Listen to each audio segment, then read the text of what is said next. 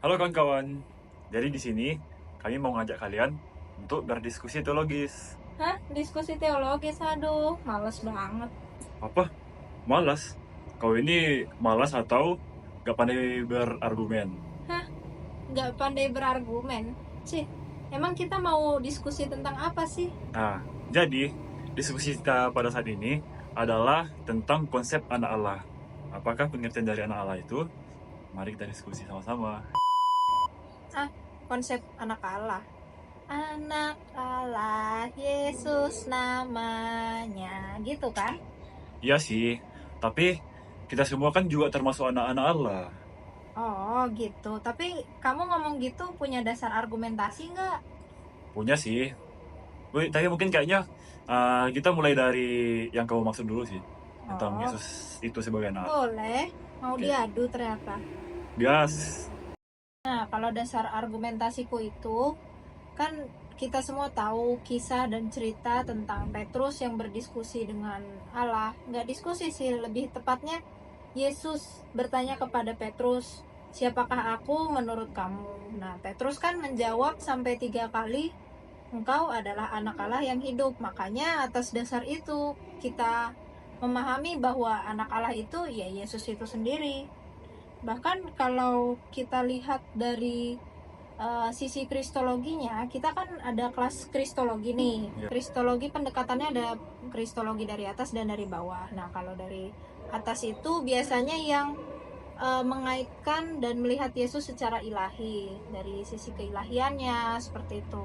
Dan yang kedua juga bisa secara historis. Historis itu maksudnya seperti pengalaman hidup yang telah dijalaninya. Nah, kalau kita lihat Petrus ngomong ke Yesus bahwa Yesus itu anak Allah, di situ ada dua sisi yang bisa kita lihat. Pertama, secara iman, di situ Petrus mengakui bahwa Yesus itu anak Allah yang ilahi.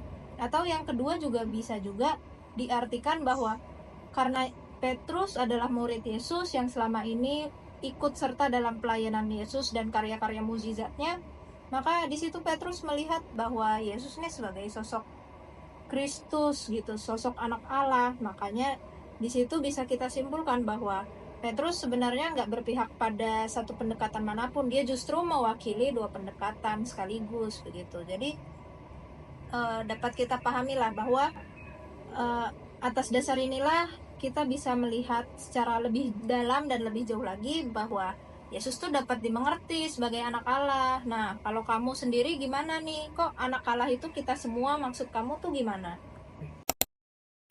Kalau dari aku sih, aku ngomong berdasarkan dari kitab Galatia 3 ayat 26, yang mana dikatakan bahwa setiap orang yang memiliki iman di dalam Yesus Kristus itu juga dimaksudkan sebagai anak-anak Allah. Jadi maksud dari ayat ini, yang dimaksudkan orang-orang yang memiliki identitas sebagai anak Allah itu adalah orang-orang yang percaya kepada Kristus. Jadi ini terbuka pada berbagai latar belakang, baik suku, status sosial, dan juga jenis kelamin. Dengan kata lain, tiap orang itu memiliki hak dan kedudukan yang sama sebagai warga atau keluarga dari Allah gitu. Jadi, surat Galatia ini menekankan bahwa di dalam Kristus itu terjadi penghapusan dari berbagai identitas, terutama ya dari latar belakangnya.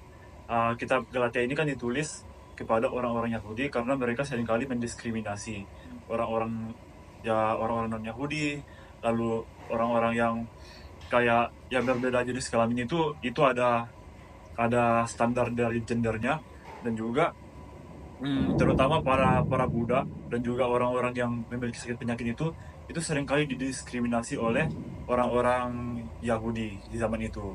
Jadi di sini kitab ini menekankan bahwa identitas anak Allah ini membawa makna bahwa persaudaraan itu bisa didapatkan bukan hanya melalui identitas kita dengan antara relasi kita dengan Allah, tetapi juga relasi kita yang terbuka dengan berbagai komunitas. Jadi, yang dimaksud anak Allah itu adalah orang-orang yang percaya pada Kristus di dalam satu komunitas, gitu maksudnya. Oke, Seperti itu. ya. Iya sih, yang kamu bilang itu memang ada benarnya juga, nggak salah. Tapi kalau misal kita lihat di teks asli di Alkitab, sebenarnya ada perbedaan yang cukup mencolok sih antara anak Allah yang kamu maksud dengan yang aku maksud gitu. Jadi Kalau anak Allah yang aku maksud, yang berdasarkan cerita Petrus, itu tuh bisa kita lihat dari bentuk huruf di teksnya aja itu udah pakai huruf A besar. A besar itu biasanya ya memang menunjukkan ke sesuatu ya yang seperti ke Tuhan, merujuk kepada Tuhan gitu, merujuk kepada Yesus gitu maksudnya. Sementara kalau di bacaan kamu, mungkin teman-teman juga bisa cek sendiri kalau di surat Galatia yang Gerald sampaikan barusan, itu anak Allah yang dipakai huruf A-nya A kecil loh. Jadi itu merujuk kepada manusia, kepada kita semua. Nah, jadi itu bedanya.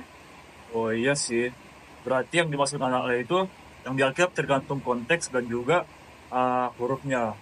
Tapi aku pernah dengar juga nih, kalau ada yang bilang anak Allah itu berarti maksudnya Allah punya anak. Itu maksudnya gimana sih itu? Oh, tau nggak? Kalau menurut aku sih itu pemahaman yang keliru ya. Masa Allah punya anak?